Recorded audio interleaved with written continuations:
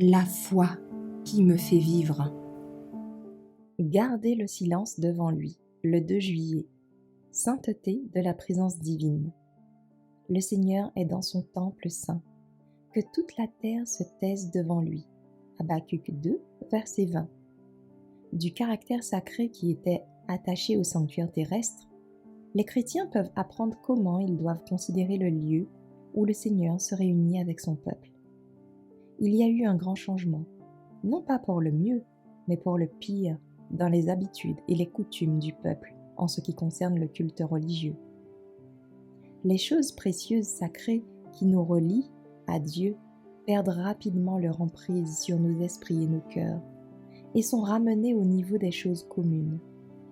La révérence que le peuple avait autrefois pour le sanctuaire, où il rencontrait Dieu dans un service sacré, a largement disparu.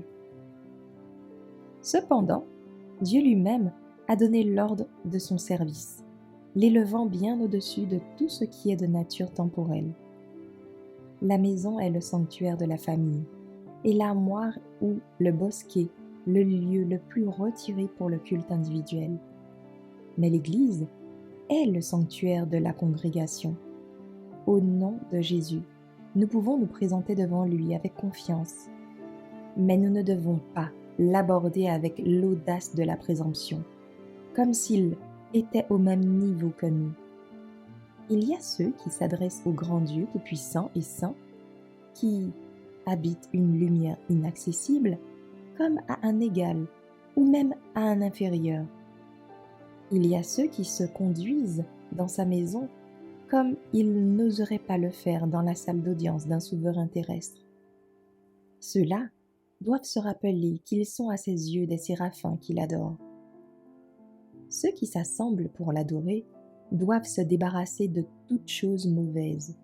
S'ils ne l'adorent pas en esprit et en vérité, et dans la beauté de la sainteté, leur réunion ne servira à rien. C'est notre privilège, chers jeunes amis, de glorifier Dieu sur la terre.